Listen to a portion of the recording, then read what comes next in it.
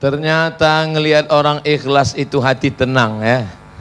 Wajahnya ikhlas, tulus. Dan saya juga yang menyampaikan tema ini juga merasa tenang, sejuk. Kenapa? Karena orang-orang ikhlas doanya dikabulkan Allah Subhanahu wa ta'ala.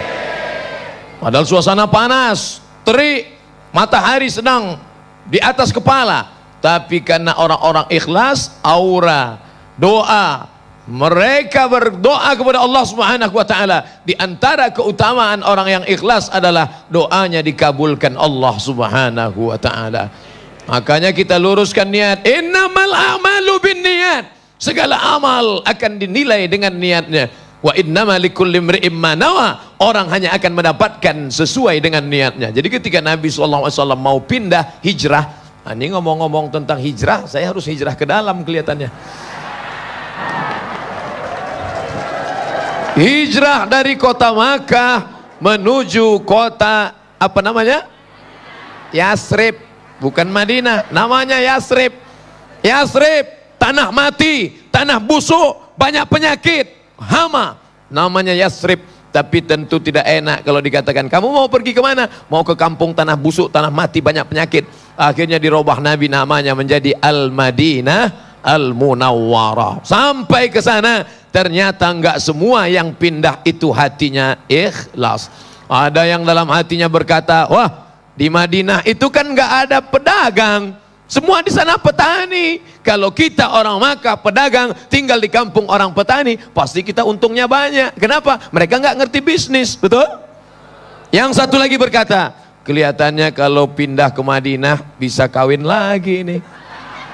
Maka Nabi tahu apa yang ada dalam hati mereka. Lalu apa kata Nabi? Faman kana hijratuhu ila Allah wa rasulih. Siapa yang hijrah murni, tulus, ikhlas karena Allah dan Rasul, fa hijratuhu ila Allah wa rasulih, maka hijrahnya karena Allah dan Rasul akan dibalas oleh Allah dan Rasul. Faman kana hijratuhu ila dunya. Siapa yang hijrah karena ingin mendapatkan dunia, aw imra'atin yankihuha, atau hijrah karena ingin menikahi perempuan. Kebetulan ketika itu ada perempuan namanya Ummu Qais. Siapa namanya?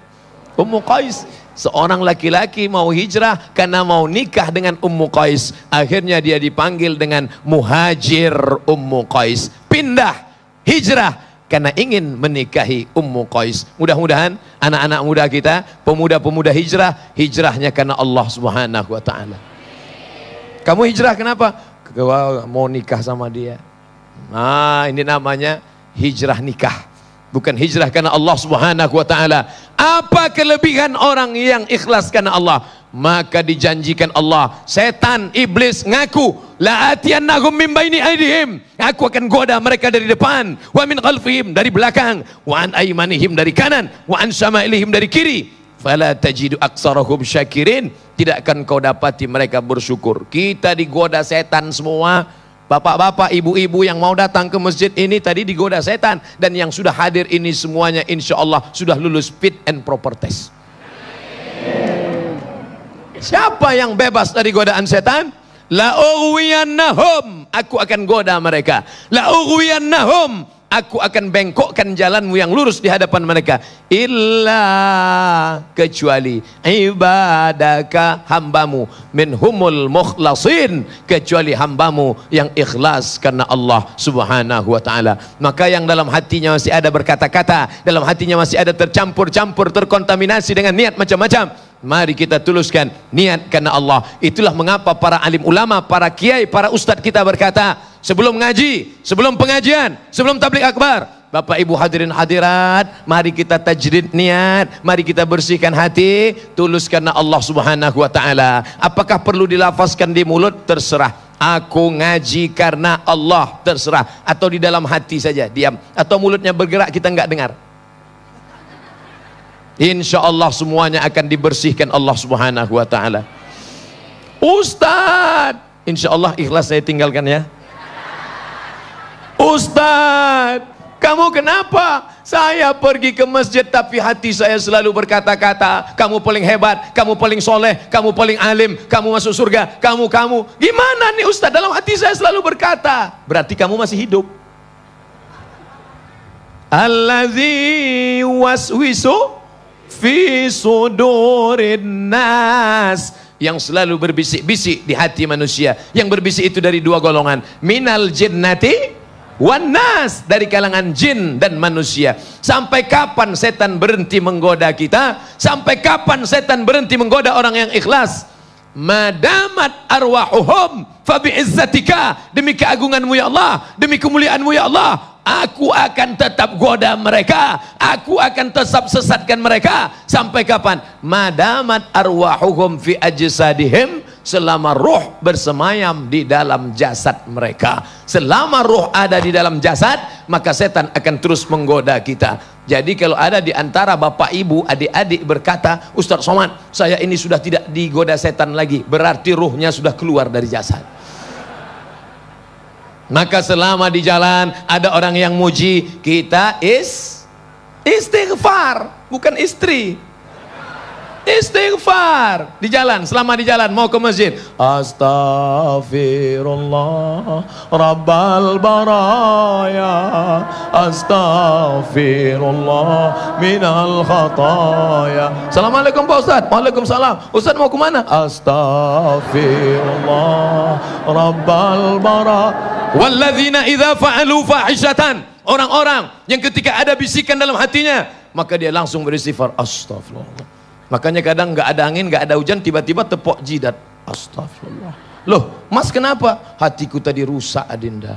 Suami yang satu lagi, astagfirullah. Kenapa mas? Ingat mantan. Alhamdulillah. Ada namanya amalan dibagi kepada tiga. Amal dibagi tiga. Salat. Amal badan apa amal harta? Amal badan. Takbir, rukuk, sujud, amal badan. Zikir, subhanallah, subhanallah, subhanallah. Amal badan apa amal harta? Amal badan. Mulutnya bergerak. Ceramah, ceramah ini amal badan apa amal harta? Amal badan. Masukkan duit ke kotak, harta. Zakat, wakaf, infak, sedekah, wasiat, hibah, bangun masjid. Bingung, harta apa badan? Amal harta campur dengan badan. Yang ikut gotong royong, ngecor, yang ikut bangun masjid, amal. Tapi ada amal hati, apa dia? Ikhlas. Orang yang ikhlas, badannya tidak beramal, uangnya tidak keluar, dia diam aja. Kamu sedang apa? Amal ikhlas. Jadi kalau begitu amal itu terbagi berapa? 3. Ada amal badan, ada amal harta, ada amal hati. Hati senantiasa ikhlas dan Allah Ta'ala akan memandang hati. Innallaha la yanzuru ila ajsamikum. Allah tidak melihat badan kamu. Yang gemuk, yang kurus sama dalam pandangan Allah. Makanya saya pede aja. Yang hitam, yang putih, siapa yang paling mulia? Yang paling ikhlas. Innallaha la yanzuru ila ajsamikum. Allah tidak melihat. Sekarang posisinya di tengah biar semua ikhlas. Innallaha la yanzuru ila ajsamikum. Allah tidak melihat badan kamu, postur tubuh kamu. Wala ila suwarikum. Allah tidak melihat wajah kamu. Walakin yanzuru ila qulubikum, hati kamu. Wa a'malikum, dan amal kamu. Ibu-ibu yang gagal diet, nanti kalau suaminya, kenapa kamu nggak kurus? Oh suamiku, Allah tidak melihat bentuk tubuh, Allah tidak melihat rupa. Yang dilihat Allah adalah hati kita. Sudah dapat dalilnya kan? Itulah yang akan kita bawa menghadap Allah. Apa keutamaannya? Insya Allah semua kita akan menghadap Allah dalam keadaan ikhlas. Amin ya rabbal alamin. Amin ya rabbal alamin.